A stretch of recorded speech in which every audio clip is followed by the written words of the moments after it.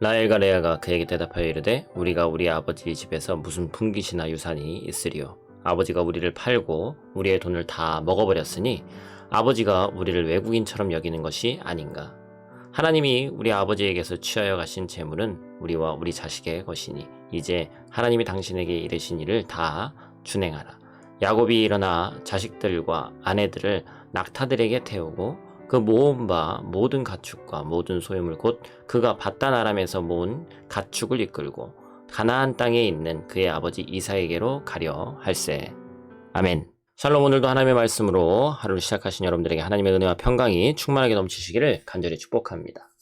약 20여 년 전에 야곱은 장자권 사기 사건으로 인해서 형 에서의 분노를 피해 외삼촌 라반의 집으로 어찌 보면 단기적으로 피신을 왔습니다. 얼마 정도 좀 숨어 지내다가 형의 분노가 풀리면 다시 고향으로 갈 이제 채비를 했던 것이죠. 그런데 어떻게 됐어요? 한 달이 또 1년이 지나고 10년이 지나서 약 20년 가까이 고향으로 돌아가지 못하는 그런 상황이 지속됐습니다.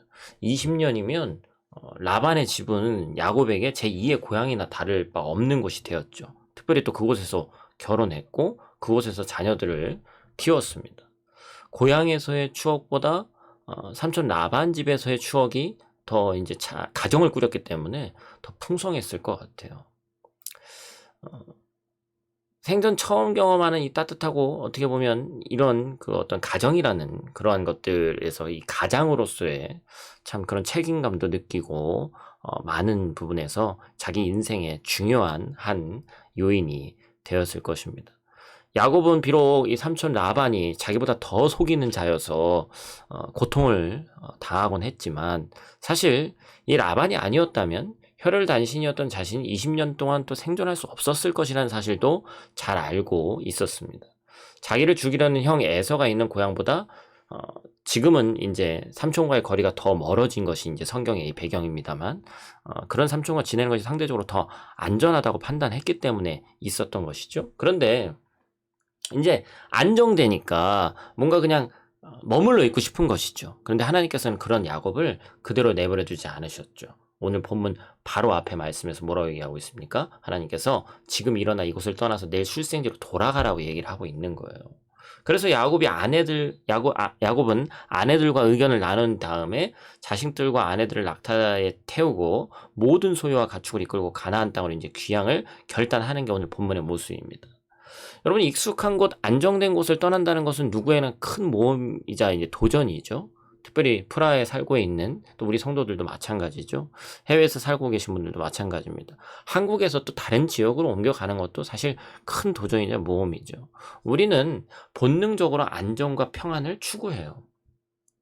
이것에 가치를 두면서 이것을 획득하기 위해서 땀과 눈물을 흘리며 불철주야 노력합니다. 그런데 때때로 하나님께서는 그것을 용납하지 않으시는 거예요. 그것이 자칫 우상이 될 수 있기 때문입니다.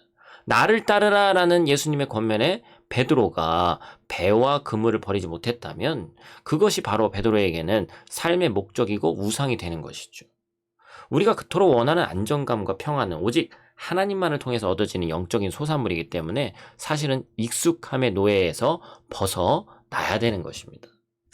야곱과 그의 가족이 이 외삼촌이 없는 틈을 타서 조용히 귀양 행렬에 올랐어요. 그러나 워낙 큰 무리였기 때문에 3일, 이때 배경으로 하면 긴 시간은 아니죠. 금세 탄로나고 말았습니다.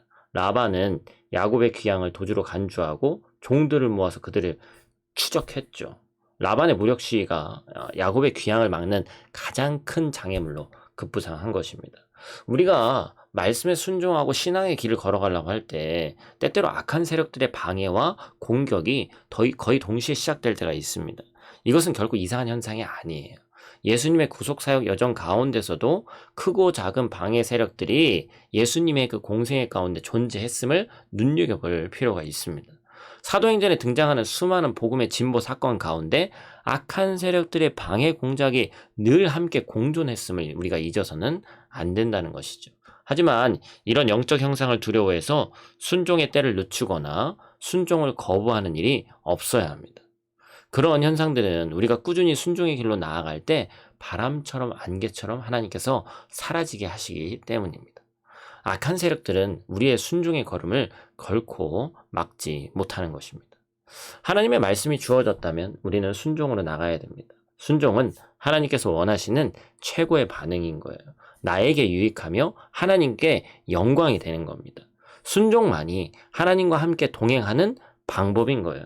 그래서 우린 때때로 세상이 주는 안정감과 익숙함을 멀리할 줄 알아야 됩니다.